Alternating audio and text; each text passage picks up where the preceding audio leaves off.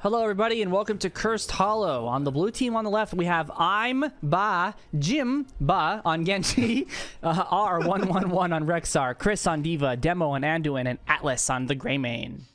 And over on red team, we got Cinti LFT on Falstad, Oof on Phoenix, Alvarez on Alarak, Aryan70 on Diablo, and Zentar on Lucio. I like that name. That's a good name. Zentar? Yeah. Yeah. All right, so the first things first, right off the bat, what I see on the red team is the Falstad, who is the global. On a map like Cursed Hollow, that's really good to have. It's a very, very large map, one of the largest in the entire game, next to Warhead Junction. Yep. And having a global, zoom out, by the way, a little bit if you would. Yep. There you go. Having a global is going to be really helpful for soaking on the side and also trying to get the objective. Yeah, just Absolutely. The first thing that I saw when it comes to mind with the draft. I mean, I am a huge fan of double soaking on this map. The Diva could do that, but it's not looking like Blue is going for that strategy. Instead, they're throwing, they're trying to take the fight here and just keeping Greymane soaking in bottom. So we will see what happens. Yep, and it's also important to keep an eye on that Alarak. Yes. I want to watch his sadism stacks. There you go. What talent he went? He went Discord Strike talent, so he didn't lose 90 or 10 stacks of sadism at the very beginning of the game. So currently we have Phoenix being the sole person up top. There's been no blue team top lane yet. Now Diva is going, but she is very hurt. 2 and Misha Bear are bottom. Falstad's very hurt. If this Falstad steps out even just slightly, he's never super mind. Dead. He's just gonna die anyways. The Rexar wasn't even needed there, who was waiting for a kill. Greymane got it all on his lonesome. So. Yep. Yeah, interesting trades here so far. Yep. Lucio is going to cover the bottom for now. Meanwhile, a little tussle in the middle. A little bit of damage onto the Anduin. I was like, Anubarak. That's not right. Anubarak, that's not right. Definitely not. Now, Diva's going to lose her mech if she doesn't get out of there. Okay, she did. Yeah. And the first objective is going to spawn... Mercs. Yeah, first objective is going to spawn top. And yes, you're right. Greymane is arguing for Mercs. It looks like Alarak is following suit on the Mercs at the bottom. I'm wondering if they're going to be able to get the Bruiser Camp Mercs before the first objective. We'll see. Yeah, I'm seeing if there are any other interesting talent picks here. I mean, pretty standard across the board as far as I can tell. What's that? I do not recognize that Lucio talent. Smooth moves. I guess I just never choose that one. Yeah, that really involves... Oh, Falstad goes down. I missed that. Where did that happen? Must have been bottom, because Rexar's about to go down too. Is the Lucio going to be able to get a kill? Ooh, oh my god, 30 health 35 health. Wow, that's incredible. To answer your question about the Lucio talent, it's auto attacks heal you when you're wall riding. I played Lucio a decent amount, and I never picked that talent because first of all, it's really dependent on wall riding all the time, which is sort of hard to do. And secondly, his auto attacks are so low anyways. Yeah, it never seems worth it to me. You almost get more healing from his passive, but we'll see if it helps out. It might have helped out in that fight down there against the Falstad, so who knows. There are a lot of walls to ride on this map, and a lot of fights in tight corridors. So there are. There's chances for value. I mentioned earlier the Blizzard Camp. It looks like blue team was able to get that, and they are going to get a little bit of fort wall damage. Not a lot, though. Red team clears it up pretty good. They did not get their mercs for a counter push, though. So those are available still if they ever want to go get them. Wow, Alarak goes real low down on the bottom of the map. Diva's mech is almost gone, but Phoenix is able to get out of there real quick. And we have our first tribute fight coming up. Yeah, first tribute. Diva is very low, but she has her full bomb, so she can use this the second she starts to go too low, which is probably going to be here very soon because everybody's attacking her. Yep, there it is. Makes the red team pull back, but of course this fight will continue as soon as the red team pulls back in, which they just did. Wow, so Greymane was pretty deep in there and gets a little bit of damage then, but he gets counter-attacked very hard. The Alarak comes on the side and is able to get the Diva out of her mech. She is going to go down, but wow, Greymane jumps immediately onto the Lucio and is able to get the kill, but then the Greymane dies as well, so it's a 2-for-1 red team favored. Anduin has to back up, and this will probably be a tribute over to the red team, although Genji is harassing and can continue to do this for a while as he's very mobile. Well, that was kind of a given that it was red team because they were all there, and Rexar was just going at lane the whole time. So, Blue had an uphill climb in that fight. He got a whole wall. I mean, so honestly, for one tribute, it's not a bad. It's not a bad trade. And some XP. Honestly, it would have been a great trade if Blue did not play into it and lose so many people. If they had just backed off and let the soaking happen and just poked for a little bit. That would have been nice, but we'll see what happens. I do want to point out that Rexar has my favorite talent, animal, I believe it's animal husbandry, where he is just gaining max life as long as he's staying alive, but if he dies, he loses everything he gains. So yes, you really don't want to die as Rexar in this match, and what we're seeing right now Speaking of which, nope, Misha was able to get the stun, and Rexar was able to escape. Yes, but yeah, that is a fun talent. It is playing very risky. It reminds me of Alarak, of your saves and stacks, which, speaking of, he's at 122, so making good progress so far. He was pretty low a few times, but he's able to keep himself alive, and that's one of the most important things you could possibly do as Alarak, is just stay alive. Yes. And it's worth noting he has not taken any deaths yet, so that's what you want to see from Alarak. Yep. And same with Rexar. Diablo has his stacks, so if he ends up going down, he will come back. And it's almost level 10 for the second tribute, which is spawning kind of middle top. And red team perfectly timed to get to their bruiser camp, which means that blue team is going to have to respond to that during this phase. Now, this is what I like to see from red team, is having Falstad in bottom right now. That's exactly what you want for that global. Misha Bear, Rexar, what are they doing? They are soloing boss. Can Rexar do that? He can't, right? I have not ever done that. Yeah, he pulls back. He pulls back. Red team is just going to get the tribute. Blue team didn't even really try. They had to clear the minions, or the bruiser camp, as we see here. So that means the red team is now up 2-0 in terms of tributes. Falstad gets caught. Is it going to go down? That's going to be a kill. Is going to go down.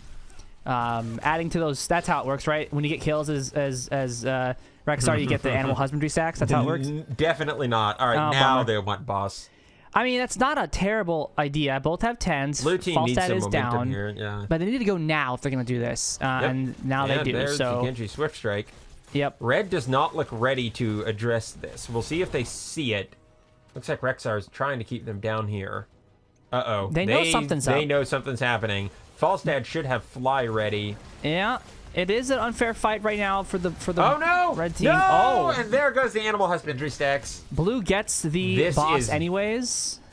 Yeah, that's Lightbomb. true. Ooh, Lightbomb onto the Genji, who Swift Strike Din is immediately going crazy with his sword. He gets one kill onto the Lucio. Looks like Diablo was also going to go down. That was a beautiful Lightbomb. And Falstad, and now they have boss pushing. What a turnaround as Phoenix solo pushes top.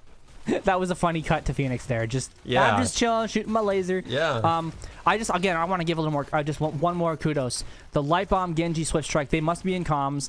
That was amazing. It takes a lot of talent. Not talent. It takes a lot of timing to get that right, and that was really cool. So unfortunately, Rexar did lose his animal husbandry stacks, but the blue team made up for it with the complete bottom fort being gone, and some top keep gates are going to be destroyed as well. Yeah. Greymane, what was he doing out there? I don't know. Also, ults are there for everyone now. I don't know if there are any that stick out to you. Yeah, I the think it's Alarak interesting. took deadly charge. Yeah, you're right. Very weird. Counter-Strike is typically the one. Anyway, sorry. And you were saying I noticed that Rexar went the Bestial Wrath, which I do not see often, which just increases Misha's auto attack damage for a little while. Is that just to help with 1v1s, basically? I think that Merc clear it helps with. I mean, if he does want a solo boss at some point, you would want that. But you lose the kind of slowing flank crowd control of the board. So, yeah, it's just a higher damage build, less CC. Gotcha. Yeah, I guess they have a decent amount of CC. Well, I guess they don't really have a lot of CC. No. But he just didn't think they needed it anymore. Oh, wow. Diablo is going to go on Genji there, and Genji tried to get out, but he was not able to. Blue's trying to do the fight here. Oh, the Lightbomb onto the Alarak. The Alarak will immediately die. Wow, these Lightbomb plays are amazing so far. He knows to choose his assassins who will suddenly appear on top of you. It's a really good use of Lightbomb. Absolutely. I mean, one of the reasons you don't take Lightbomb is because it's so hard to use. But he's doing very, very well with this. So good job, Demo, with your Anduin play. Absolutely. That's really we got a tribute spawning up here. It is a 4v4 right now. Blue team needs to stop the red team from getting this, or the red team will get a curse. So they're probably going to try pretty hard. Greymane immediately goes onto the Phoenix, who's very hurt. He's able to teleport away. Anduin saves the Greymane. He goes back in, though.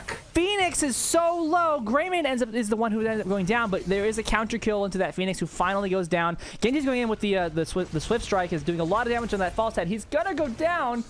And that's a 2-for-1 now. Blue team on top. Oh, 2 for 2. Yep, D.Va ends up going down. Nice root onto the Diablo, chasing after the Anduin.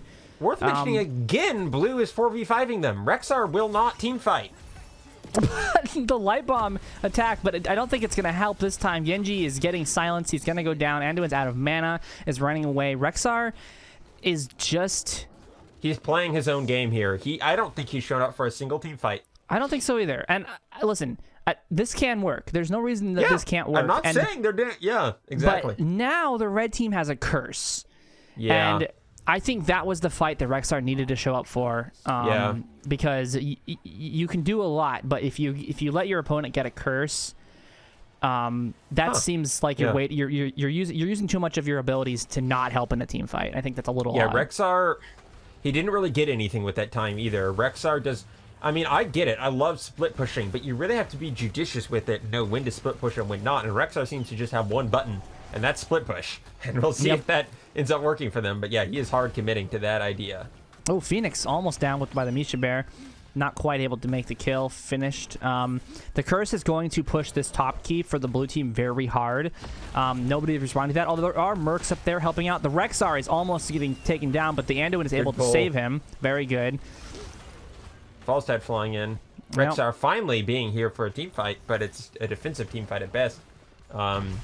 This fort is threatened. Misha does go down. D.Va's taking a lot of damage. They're going to probably get this middle fort. Did top keep taking any damage up there? The top keep wall? The wall, it did. Down. And that'll actually get hurt a lot if they don't respond to that pretty quickly. Bottom fort's still available. Oh, Apocalypse into the lane. Oh my gosh, the Falstad Hitherland's Blast takes down Anduin immediately. Genji's jumping around in the back line, doing a lot of damage.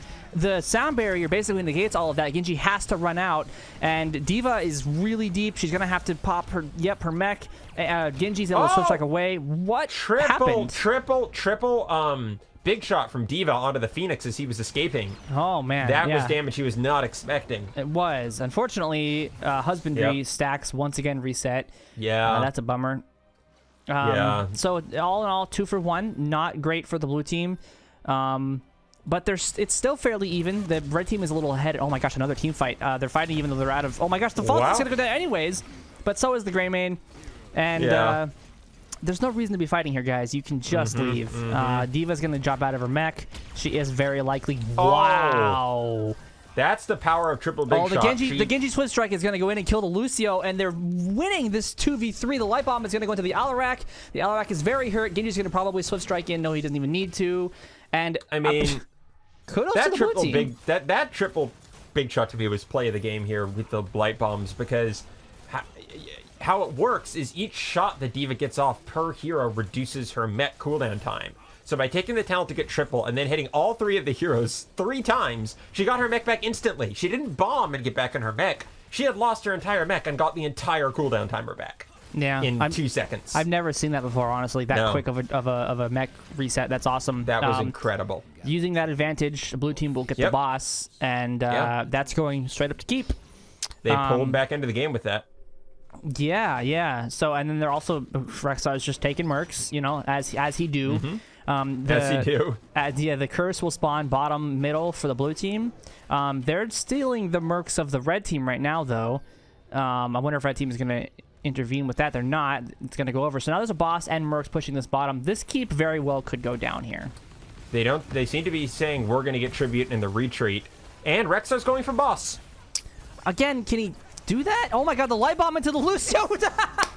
Wow. Light bomb, Genji, onto the Lucio, stuns, the mech blows up, kills the Lucio. That was gorgeous. The blue team can win here, despite Rexxar's inability to actually do a team fight. Phoenix goes down, Genji swift striking on the back line. The Hitherland Blast actually does a lot of damage to the Genji. The Anduin has to save him. Now the Anduin is getting stunned by the APOC. Yep.